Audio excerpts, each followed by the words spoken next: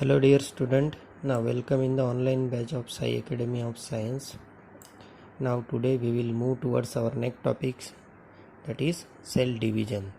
तर बघा आज आपण सेल डिव्हिजन बद्दल बघणार आहोत. ठीक आहे. तर बघा हा पॅरेग्राफ आधी सेल डिव्हिजनचा कॉन्सेप्ट काय आहे तो बघून घेऊ आपण. तर सेल डिव्हिजन हा exam point of view most important topic आहे आणि एक्झाममध्ये यावर क्वेश्चन येतो. ठीक आहे. तर बघा सेल डिव्हिजनमध्ये आपण काय शिकणार आहोत. तर बघा हा पॅरेग्राफ की cell division is one of the very important properties of cells and living organism. ठीक आहे. तर तुम्हाला माहिती आहे लिव्हिंग ऑर्गॅनिझमच्या बॉडीमध्ये काय असते, सेल असते. Cell is the most important and fundamental unit of any living organism, हे तुम्हाला माहीत आहे. ठीक आहे. तर लिव्हिंग ऑर्गॅनिझम त्याच्या बॉडीमध्ये सेल असते आणि त्या सेलची सेल डिव्हिजन ही इम्पॉर्टंट प्रॉपर्टी आहे. काय म्हटलं मी, लिव्हिंग ऑर्गॅनिझम त्याच्या बॉडीमध्ये सेल असते आणि त्या सेलची सेल डिव्हिजन ही एक इम्पॉर्टंट प्रॉपर्टी आहे. म्हणजे सेलचा एक गुण आहे हा सेलला डिवाईड करण्याचा. ठीक आहे. त्यालाच म्हणतात सेल डिव्हिजन आणि ती इम्पॉर्टंट प्रॉपर्टी आहे कशाची, सेल डिव्हिजनची. पुढं बघा, due to this property only a new organism is form from existing one. सेलची ही जी प्रॉपर्टी आहे सेल डिव्हिजन, यामुळेच काय होत असते, न्यू ऑर्गॅनिझम फॉर्म होतो फ्रॉम एक्झिस्टिंग वन. म्हणजे नवीन जो सजीव जन्माला येतो, न्यू लिव्हिंग ऑर्गॅनिझम जो जन्माला येतो. ठीक आहे. तर तो कशामुळे, तर सेलची ही सेल डिव्हिजन प्रॉपर्टीमुळे. ठीक आहे. सेलची ही प्रॉपर्टी आहे, हा गुण आहे एक सेलला डिवाईड करण्याचा. त्याच्यामुळेच न्यू ऑर्गॅनिझम फॉर्म होतो, म्हणजे जन्माला येतो. कुठून, तर एक्झिस्टिंग वन, म्हणजे कोणीतरी लागेल ना, त्याच्यापासूनच तो जन्माला येईल. म्हणजे पॅरेंटपासून चाइल्ड जर जन्माला येत असेल तर कशामुळे, तर सेलच्या सेल डिव्हिजन या प्रॉपर्टीमुळे. ठीक आहे. A multi cellular organism grow up and emaciated body can be restore. मग न्यू लिव्हिंग ऑर्गॅनिझम जन्माला येतो, त्याच्यापासून तो मल्टी सेल्युलर ऑर्गॅनिझम बनतो आणि एक चांगली बॉडी त्याची तयार होते, जसं आज आपण दिसून राहिलो. ठीक आहे. तर आपण कशामुळे तयार झालो, तर सेल डिव्हिजन ही प्रॉपर्टीमुळे, लक्षात ठेवायचं. ठीक आहे. तर पुढं there are two types of cell division as mitosis and meiosis. तर दोन प्रकारचे सेल डिव्हिजन असतात.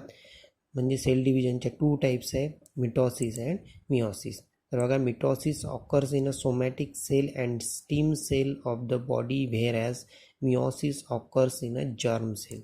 तर सेल डिव्हिजनच्या दोन टाईप आहे, मिटॉसिस अँड मिओसिस. तर मिटॉसिस कुठे घडून येते, तर सोमॅटिक सेलमध्ये. ठीक आहे. अँड स्टीम सेलमध्ये. सोमॅटिक सेल म्हणजे बॉडी सेल, रिप्रोडक्टिव्ह सेल सोडून जेवढ्या काही सेल आहे आपल्या बॉडीमध्ये सर्वांना सोमॅटिक सेल म्हणतात. ठीक आहे. आणि स्टीम सेल ह्या स्पेशल पर्पजसाठी सेल असतात, जे मी तुम्हाला नंतर सांगेल कुठे जर टॉपिक आला तर. ठीक आहे.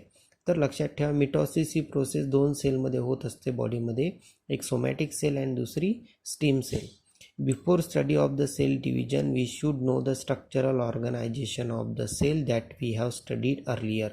म्हणजे सेल डिव्हिजनचा स्टडी करण्याच्या अगोदर आपल्याला सेलबद्दल माहिती पाहिजे, जे आपण प्रिव्हियस क्लासमध्ये म्हणजे 9th स्टँडर्डमध्ये शिकलो आहोत. ठीक आहे. म्हणजेच काय शिकलो, तर each cell has a nucleus beside other cell organelles are also present.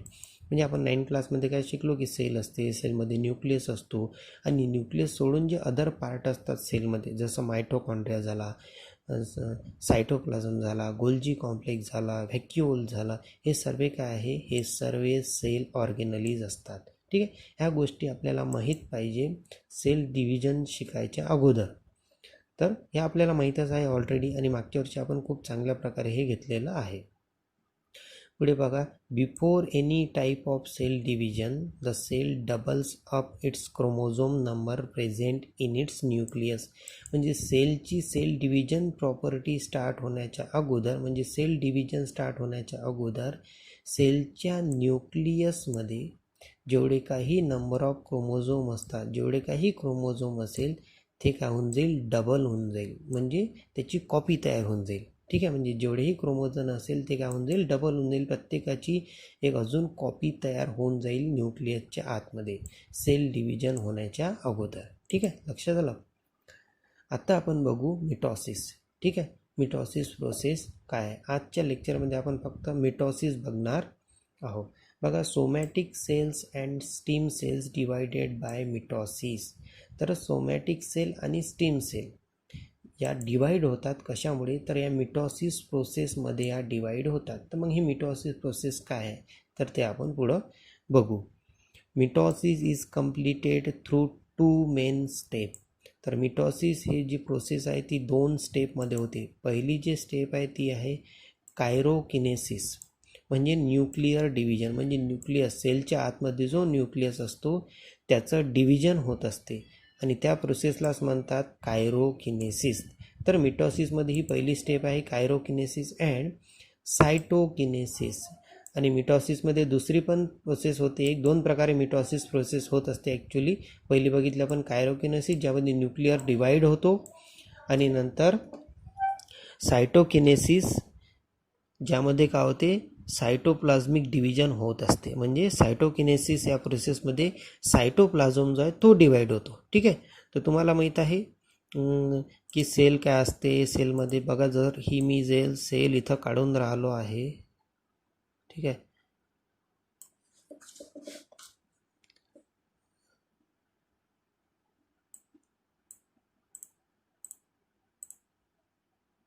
बघा ही सेल जर मी इथं सपोज अशी सेल मी जर इथं सपोज ही सेल काढत आहो एक, सॉरी हे सेल काही बरोबर येत नाही आहे. ठीक आहे, बघा जर ही सेल आहे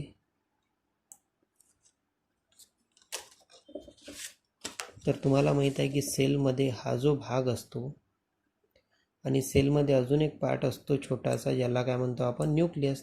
तर ठीक आहे, तर हा भाग झाला न्यूक्लियस सेलचा, आणि हा जो उर्वरित भाग आहे हा पूर्ण काय असतो, सायटोप्लाझम असतो. ठीक आहे, सेलमधला. आणि कायरोकिनेसिस म्हणजे न्यूक्लिअर डिव्हिजन, म्हणजे हा जो न्यूक्लियस आहे, ठीक आहे, म्हणजे हा जो न्यूक्लियस आहे हा काय होईल, डिवाईड होईल. हा न्यूक्लियस जो आहे काय होईल, डिवाईड, म्हणजे याचे तुकडे होईल.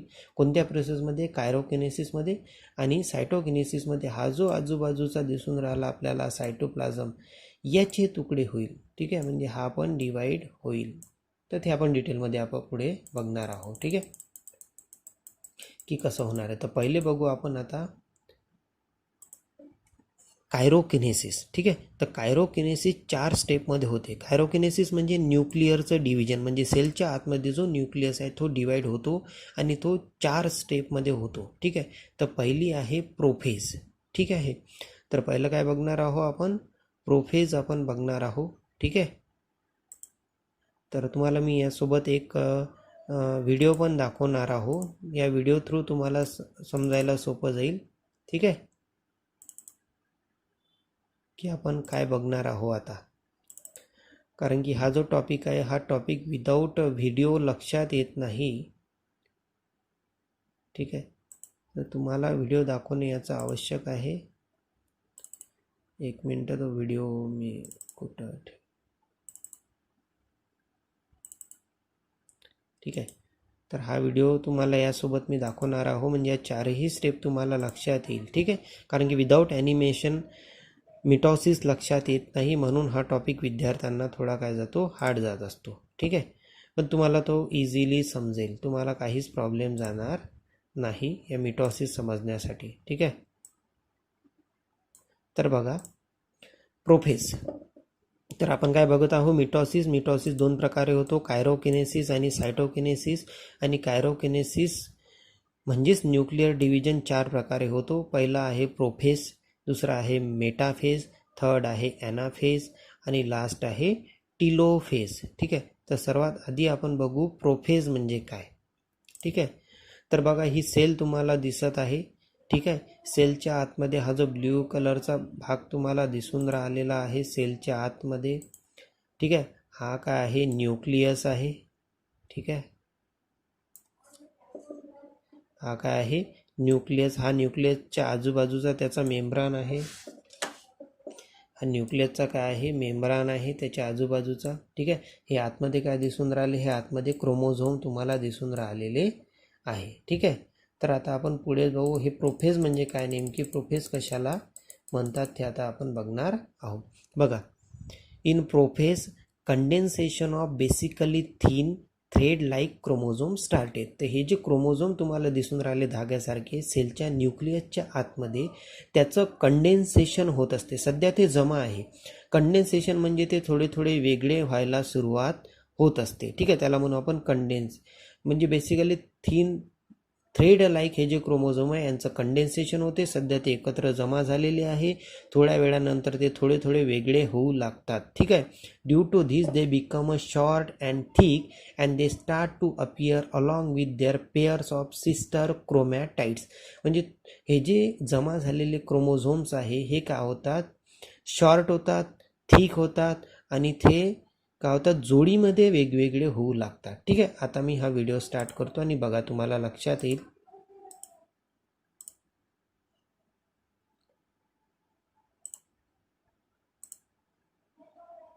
ठीक आहे, तर बघा हा न्यूक्लिअरचा इन्व्हॉल्व म्हणजे मेम्ब्रान आहे आणि हे दोन जे आहे हे सेंट्रिओल असं आहे. ठीक आहे, आपल्याला बघा ही प्रोसेस बघा तुम्ही आता व्हिडिओमध्ये की हे क्रोमोझोम एका ठिकाणी जमा झालेले आहे आणि आता बघा त्यांचं कंडेन्सेशन सुरू होते. बघा हे जे होऊन राहिलं हे कंडेन्सेशन होऊन राहिलं आणि वेगवेगळे होऊन राहिले आणि आता ते बघा जोडीमध्ये आले. ठीक आहे, म्हणजे जोडी तयार झाली, पेअर. इथं काय म्हटलं होतं, they become a short and thick and they start to appear along with their pair of sister chromatid. म्हणजे हे बघा रेडवाले दोन दिसत आहे, ब्ल्यूवाले दोन दिसत आहे, म्हणजे त्यांना सिस्टर म्हणतात, सिस्टर क्रोमॅटाइड्स. तर त्या दोन जोडीमध्ये तयार झालेले आहे ते, लक्षात. तर हे याला म्हणतात कंडेन्सेशनची प्रोसेस. पुढे म्हटलं आहे centrioles duplicate and each centrioles move to opposite pole of the cell. म्हणजे हा येलो कलरचा जो सेंट्रिओल तुम्हाला दोन दिसून राहिले ते बघा एकमेकांच्या दूर जात आहे, म्हणजे ते पोलवर जात आहे. बघा मी व्हिडिओ चालू केला तर लक्षात येईल ते कुठं गेलेले आहे, ते एकमेकांच्या दूर गेलेले आहे पोलवर. ठीक आहे, तर प्रोफेजच्या आतमध्ये तीन गोष्टी घडत आहे. पहिलं तर क्रोमोझोमचं कंडेन्सेशन झालं, जमा झालेले क्रोमोझोम वेगवेगळे झाले थोडेसे आणि पेअरमध्ये आले. ठीक आहे, ज्याला सिस्टर क्रोमॅटाइड आपण म्हटलं. याच्या दोन पेअरमध्ये क्रोमोझोम तुम्हाला दिसत आहे, याला काय म्हणू आपण, सिस्टर क्रोमॅटाइड. ठीक आहे, नंतर हे जे सेंट्रिओल्स होते हे कुठं गेले, एकमेकांच्या दूर गेले अपोजिट साईडला. आणि थर्ड बघा, nuclear membrane and nucleus start to disappear. हा जो ब्ल्यू कलरचा राऊंड कलरचा शेप तुम्हाला दिसून राहिला आहे न्यूक्लियसचा, तो न्यूक्लियसचा शेप बघा डिसअपियर होणं सुरू होतो. ठीक आहे, डिसअपियर म्हणजे एका प्रकारे गायब होतो. बघा न्यूक्लियस बघा कशा प्रकारे का होऊन राहिला, गायब होऊन राहिला एका प्रकारे. म्हणजे न्यूक्लियस गायब झालेला आहे, न्यूक्लियस थोड्या वेळानं दिसणार नाही. ठीक आहे, म्हणजे न्यूक्लियस मेम्ब्रान, न्यूक्लियसच्या अवतीभोवती जो राऊंड शेप होता ज्याला न्यूक्लियस मेम्ब्रान म्हणतात, त्याचा एका प्रकारे जो कवर होता न्यूक्लियसचा, ठीक आहे, तो आता बघा गायब झालेला दिसून राहिला. म्हणजे न्यूक्लिअर मेम्ब्रान का होऊन जातो आणि त्याच्या आतमधला न्यूक्लियस पण काय होऊन जातो, गायब होऊन जातो, डिसअपियर होऊन जातो. तर प्रोफेजमध्ये एवढं होत असते. ठीक आहे, तर प्रोफेजमध्ये काय बघितलं आपण की सर्वात पहिले क्रोमोझोम होते, त्यांचं कंडेन्सेशन झालं, म्हणजे ते क्रोमोझोम वेगवेगळे गेले, त्याच्यापासून शॉर्ट, थिक आणि जोडीमध्ये क्रोमोझोम तयार झाले, जे तुम्हाला आता दिसून राहिले, याला सिस्टर क्रोमॅटाइड्स म्हणतात. नंतर सेंट्रिओल डुप्लिकेट, सेंट्रिओल बघा हे येलो कलरचे सेंट्रिओल एकमेकांच्या दूर अपोजिट साईडला पोलवर गेलेले आहे. आणि तिसरा घटना यामध्ये काय झाली होती प्रोफेजमध्ये की न्यूक्लियस आता तुम्हाला दिसून नाही राहिला. बघा न्यूक्लियसच्या अवतीभोवती त्याचा जो मेम्ब्रान होता, गोल शेप होता, तो गायब झालेला आहे. तर एवढं झालं प्रोफेजमध्ये. आता मेटाफेजमध्ये बघा, nuclear membrane completely disappear in metaphase. तर ही मेटाफेजची जी सेकंड दिसून राहिली तुम्हाला, तर बघा यामध्ये न्यूक्लिअर ही मेटाफेज आहे, व्हिडिओमध्ये सेकंड स्टेपमध्ये आलो आहे आपण. तर न्यूक्लिअर मेम्ब्रान पूर्णपणे गायब झालेला आहे. म्हणजे न्यूक्लियसच्या अवतीभोवती कोणताही न्यूक्लियस तुम्हाला दिसत आहे का, सध्या नाही, न्यूक्लियसच गायब झालेला आहे. म्हणजे न्यूक्लियसच्या अवतीभोवती जो जे कवर आहे ते गायब झालेलं आहे. म्हणजेच न्यूक्लिअर मेम्ब्रान कम्प्लिटली डिसअपियर, गायब झाला. Chromosome complete their condensation and become a clearly visible along with their sister chromatid. आणि क्रोमोझोम त्यांचं कंडेन्सेशन पूर्ण करून टाकतात आणि तुम्हाला क्लिअरली दिसून राहिलेले आहे आता सिस्टर क्रोमॅटाइडसोबत, म्हणजे क्रोमोझोम बघा जोडीमध्ये तुम्हाला दिसून राहिलेला आहे क्लिअरली, त्याला म्हणतात सिस्टर क्रोमॅटाइड्स, कारण ते जोडीमध्ये आहे तर ते तुम्हाला क्लिअरली दिसतात मेटाफेजमध्ये. ठीक आहे. नंतर all chromosomes are arrange parallel to equatorial plane, आणि हे सर्व क्रोमोझोम बघा एका इक्विटोरियल प्लेनमध्ये म्हणजे एका लाईनमध्ये तुम्हाला हे दिसून राहिलेले आहे. अशा प्रकारे ते अरेंज होऊन जातात मेटाफेजमध्ये. Special type of flexible protein fibre are form between centromere of each chromosome and both centriole. आणि बघा ह्या क्रोमोझोमच्या आजूबाजूला या ज्या लाईन तुम्हाला दिसून राहिल्या धाग्यासारख्या येलो कलरच्या, ठीक आहे, हे आहे स्पिंडल फायबर. तर हे स्पिंडल फायबर त्यांच्या अवतीभोवती तयार होऊन जातात. ही आहे मेटाफेज. ठीक आहे. तर आपण पहिलं बघितलं प्रोफेज, नंतर आपण बघितलं मेटाफेज, आता आपण बघत आहोत ॲनाफेज. ॲनाफेजमध्ये बघा काय, in anaphase centromere split and thereby sister chromatids of each chromosome separated and they are pulled apart in opposite direction with the help of spindle fibre. म्हणजे हे जे येलो कलरचे तुम्हाला धाग्यासारखे दिसून राहिलेले आहे स्पिंडल फायबर, हा काय करतो, हे जे सिस्टर क्रोमॅटाइड्स आहे म्हणजे हे जोडीमध्ये जे तुम्हाला क्रोमोझोम दिसून राहिले, आता ही जोडी तुटते. ठीक आहे. आणि इथे एकमेकांच्या दूर जातात. अर्धी जोडी जेव्हा तुटते तर जोडीमधला एक भाग ह्या वरच्या येलो कलरचा जो तुम्हाला दिसून राहिलेला आहे सेंट्रोमियर याच्याकडे जातो, आणि जोडीचा दुसरा भाग हा खालच्या ठिकाणी जो येलो कलरचा सेंट्रोमियर दिसून राहिला इकडे येतो. ठीक आहे. आता मी व्हिडिओ स्टार्ट करतो, बघा तुम्हाला ते दिसेल की कशा प्रकारे काय होतात ॲनाफेजमध्ये ते एकमेक. बघा जोडी कशी तुटून राहिलेली आहे. ठीक आहे. जोडी तुटून राहिलेली आहे. आता तुम्हाला दिसून राहिलं की सिस्टर क्रोमॅटाइड एकमेकापासून काय होऊन राहिल्या, वेगळ्या होऊन राहिलेल्या आहे. ठीक आहे. आणि बघा कशा एकमेकांच्या दूर जात आहे, आणि कुठं जात आहे तर येलो कलरचा जो सेंट्रोमियर तुम्हाला दिसून राहिला तिकडे ते जात आहे. इथं तेच म्हटलेलं आहे की इन ॲनाफेज सेंट्रोमियर स्प्लिट होतो and thereby sister chromatids of each chromosome separate, म्हणजे जे जोडीमध्ये होते ते काय झाले, सेपरेट झाले, and they are pulled apart in opposite direction with the help of spindle fibre. म्हणजे जोडीमध्ये असणारे सेपरेट झाले, आणि स्पिंडल फायबरमुळे, या धाग्यामुळे, हे जे येलो कलरच्या धाग्यामुळे हे काय झाले, अपोजिट डायरेक्शननं चालले गेले. ठीक आहे. कशामध्ये होत आहे हे, ॲनाफेजमध्ये. Separate sister chromatid are called daughter chromosome. पुढं बघा काय होऊन राहिलं की ॲनाफेजमध्ये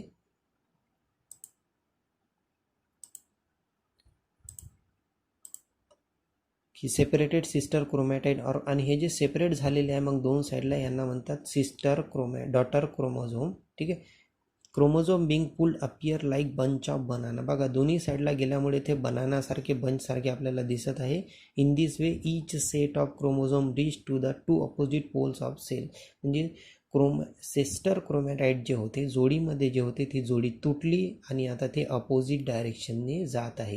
ही प्रोसेस होऊन काय राहिली, ॲक्च्युली सेल डिव्हिजन होत आहे. लक्ष ठेव जा, शेवटी तुम्हाला सेल डिवाईड झालेली दिसणार आहे. आधी आपण बघितलं की प्रोफेजमध्ये काय झालं, मग मेटाफेजमध्ये काय झालं, ॲनाफेजमध्ये काय झालं, आणि आता आपण लास्ट बघणार आहोत टिलोफेज. ठीक आहे, की टिलोफेजमध्ये काय होत आहे. बघा, the chromosomes which have reach at opposite pole of the cell now start to decondense due to which they again become a thread like thin and invisible. म्हणजे सर्वात पहिली प्रोफेजमध्ये जी स्टेप होती, जे आकार तुम्हाला दिसत होता सेलचा, सेम तसंच होणार आहे आता. म्हणजे डिकंडेन्सेशन याला म्हणतात. म्हटलं आहे ना, the chromosome which have reach at opposite pole of the cell, म्हणजे हे जे क्रोमोझोम सेलच्या अपोजिट साईडला गेलेले आहे, दोन टोकावर गेलेले आहे, नाव स्टार्ट टू डिकंडेन्स. त्यांचं डिकंडेन्स होणं का होते, स्टार्ट होते, ड्यू टू विच ते again became a thread like thin vision. म्हणजे त्यांचं डिकंडेन्स होते, आणि पुन्हा त्यामध्ये काय दिसतो आपल्याला, क्रोमोझोम दिसतो. तर बघा इथं क्रोमोझोम तुम्हाला बघा दिसत आहे. तर हे झालं डिकंडेन्स, याला म्हणतात डिकंडेन्स. आणि पुन्हा दोन न्यूक्लियस तुम्हाला तयार झालेले दिसत आहे, आणि त्याच्यामध्ये थ्रेड लाईक क्रोमोझोम पण तुम्हाला दिसत आहे. म्हणजे टिलोफेजमध्ये काय शिकलो आपण, की दोन न्यूक्लियस तयार झाले, एक न्यूक्लियसपासून दोन सेपरेट न्यूक्लियस तयार झालेले आहे. ठीक आहे. पुढे nuclear membrane is form around each set of chromosome reach at a pole. म्हणजे ते जे क्रोमोझोम तुम्हाला दिसून राहिले त्यांच्या अवतीभोवती राऊंड कलरचं राऊंडमध्ये ब्ल्यू कलरचं कवर दिसून राहिला, तो झाला न्यूक्लिअरचा मेम्ब्रेन. ठीक आहे. म्हणजे अशा प्रकारे दोन इथं तुम्हाला न्यूक्लिअर तयार झालेले दिसून राहिले. Thus 2 daughter nuclear are form in each cell. अशा प्रकारे हे जे दोन तुम्हाला न्यूक्लियस वेगवेगळे दिसून राहिले त्यालाच म्हणतात डॉटर सेल. म्हणजे 2 डॉटर सेल इथं काय झालेले आहे, तयार झालेल्या. ठीक आहे. म्हणजे एका प्रकारे 2 इथं डॉटर सेल तयार झालेल्या तुम्हाला दिसून राहिल्या. ठीक आहे. तर बघा, nucleus also appear in each daughter nucleus. Spindle fibre completely disappear. तर स्पिंडल फायबर म्हणजे येलो कलरचे जे धागे आपल्याला दिसून राहिले होते मधात, तर ते गायब झालेले आहे. तर टेलोफेजमध्ये ते पण गायब होऊन जातात. ठीक आहे. पुढे बघा, in this way karyokinesis complete and cytokinesis begin. तर अशा प्रकारे कायरोकिनेसिस प्रोसेस कंप्लीट झाली 4 स्टेपमध्ये. प्रोफेज, मेटाफेज, ॲनाफेज आणि टिलोफेज. तर प्रोफेजमध्ये काय होतं, सर्वात आधी की सेलच्या आतमध्ये न्यूक्लियस, त्याच्या आतमध्ये क्रोमोझोम होते आणि त्यांचं कंडेन्सेशन सुरू झालं आणि ते जोडीमध्ये तयार झाले. त्यासोबतच न्यूक्लियसच्या अवतीभोवती जो मेम्ब्रेन होता तो पण काय झाला, गायब झाला. नंतर ॲनाफेजमध्ये आपण काय बघितलं की ॲनाफेजमध्ये ते जे जोडीमध्ये तयार झालेले क्रोमोझोम असतात ते एका लाईनमध्ये इक्विटोरियलमध्ये येतात आणि स्पिंडल फायबर जो येलो कलरचा दिसून राहिला तो अपोजिट साईडला जातो. ठीक आहे. नंतर ॲनाफेजमध्ये आपण बघितलं की ते जे जोडी होती क्रोमोझोमची ते तुटते आणि त्याच्यातला एक पार्ट एका टोकावर जातो आणि दुसरा पार्ट दुसऱ्या टोकावर होतो. म्हणजे अपोजिट पोलवर ते जाऊन जातात. ठीक आहे. आणि तिथं बनानासारखा ते काय घेतात, शेप घेतात.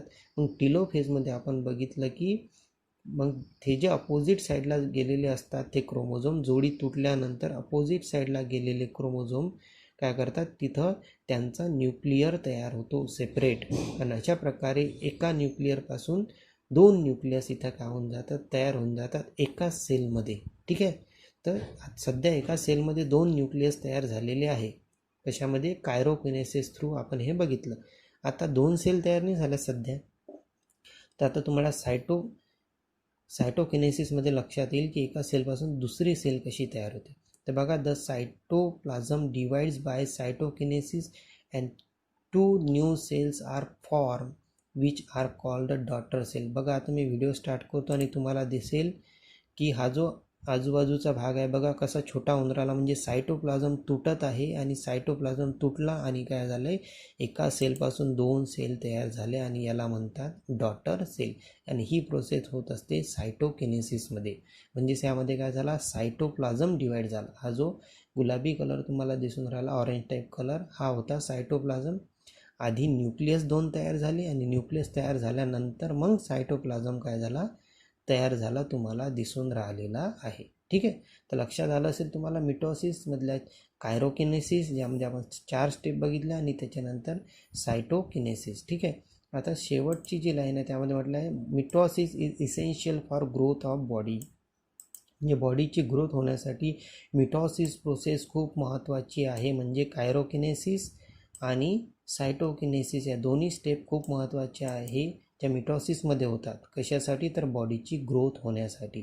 Beside it is necessary for restoration of emaciated body, wound healing, formation of the blood cell. म्हणजे हे कशासाठी आहे, रिस्टोरेशन ऑफ द इमॅसिएटेड बॉडीला व्यवस्थित बॉडी रिस्टोर होण्यासाठी, वाउंड हिलिंग एखादी जखम भरून आणण्यासाठी किंवा ब्लड सेलचं फॉर्मेशन होण्यासाठी मिटोसिस प्रोसेस खूप महत्त्वाची आहे. ठीक आहे. तर तुम्हाला हा टॉपिक समजला असेल, इम्पॉर्टंट टॉपिक आहे. ठीक आहे. व्हिडिओ थ्रू, ॲनिमेशन थ्रू लक्षात आला असेल, तरी काही अडचण असली तर मला विचारा, व्हिडिओ पुन्हा बघा. ठीक आहे. होऊ शकते या टॉपिकमध्ये थोडी तुम्हाला अडचण येईल, थोडं काही भाग लक्षात येणार नाही, तर मला तुम्ही विचारा, मी तुम्हाला कॉलवर सांगेल पुन्हा. ठीक आहे. पण मी खूप इझी वेमध्ये ॲनिमेशनचा यूज करून तुम्हाला सांगितलेलं असल्यामुळे तुम्हाला लक्षात आलेला असेल असं मला वाटते. ठीक आहे. थँक्यू.